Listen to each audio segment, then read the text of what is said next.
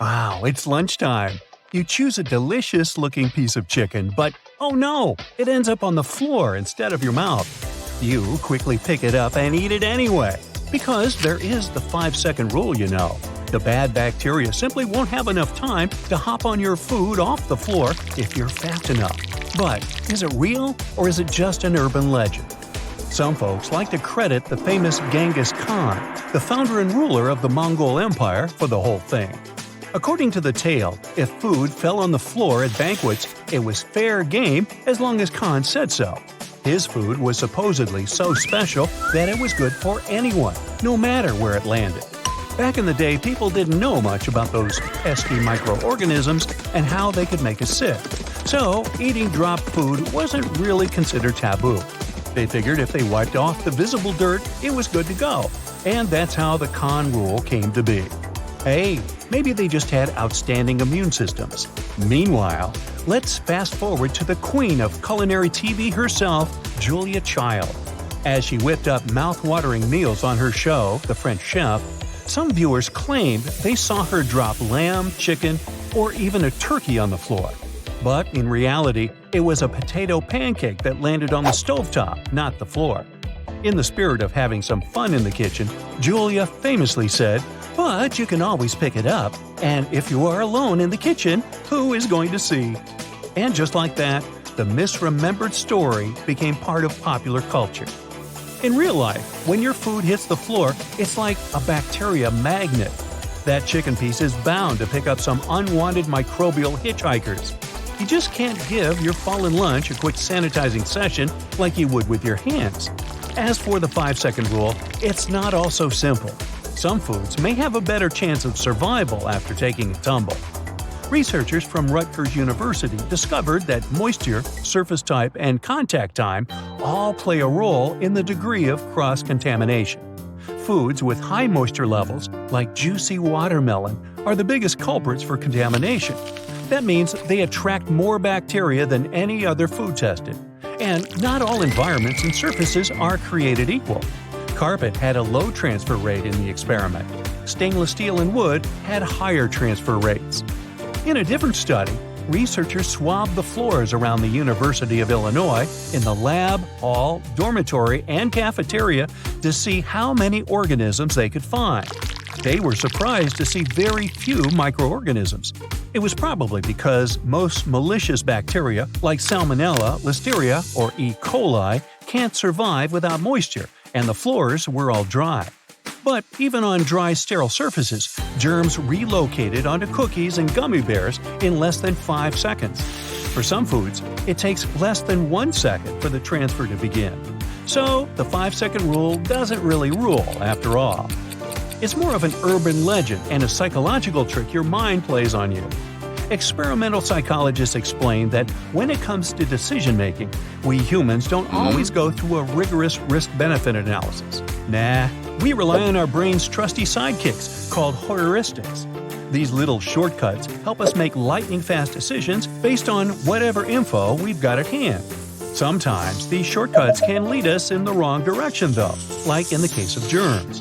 Those are invisible little troublemakers, and food is real and valuable. So when you drop a precious piece of food on the floor, say a yellow peanut M&M, your brain goes like, "Hey, I can't see any germs, so it must be safe to snatch it up." Not every floor snack will make you sick, but it also depends on you. Our immune systems, especially in the very young and the very old, can be a bit more fragile and vulnerable. So it's crucial not to pass on this questionable habit to the little ones. Remember, they're always watching. Another popular food-related myth is that carbs are always bad for you. In reality, some carbs are pretty important because they're converted into fuel for our bodies. You can find those complex carbs, as they're called, in plant-based foods. They're the ones that keep our digestive system happy and our metabolism in check.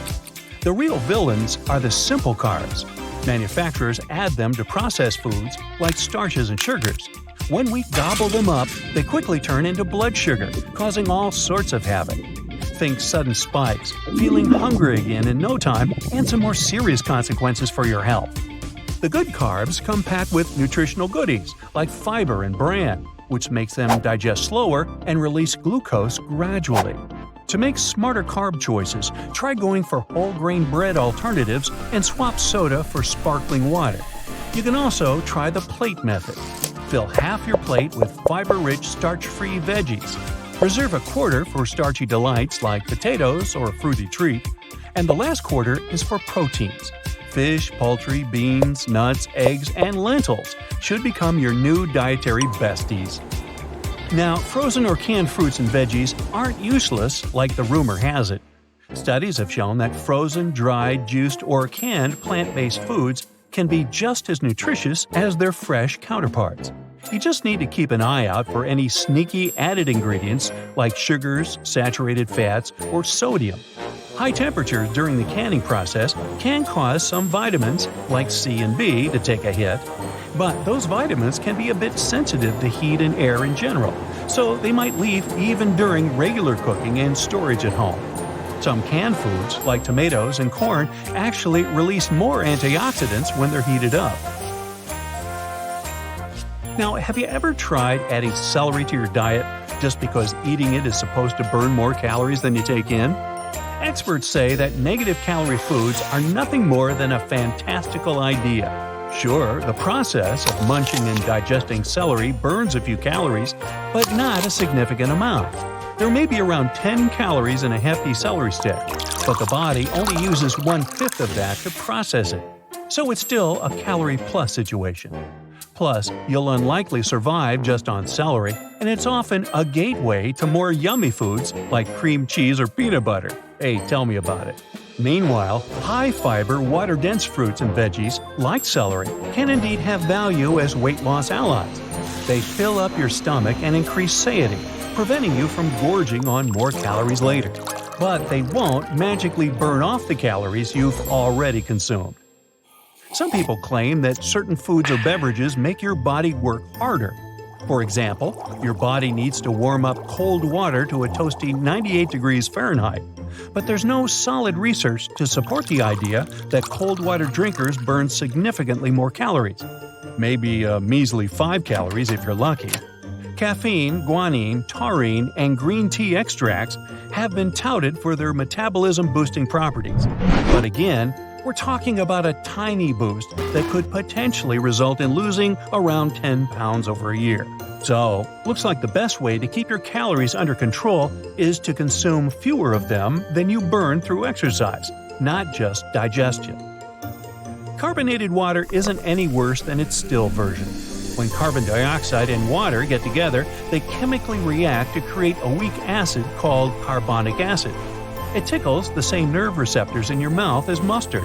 That's why you get that delightful and prickly sensation. Although carbonated water is a bit acidic, drinking it won't make your entire body acidic. Your kidneys and lungs step in to remove any excess carbon dioxide from your system. And it's not terrible for your tooth enamel. One study found that sparkling mineral water had only a slight impact on enamel compared to still water. It was a whopping 100 times less damaging than a sugary soft drink. So keep your bubbly drink sugar-free, and you should be safe and healthy.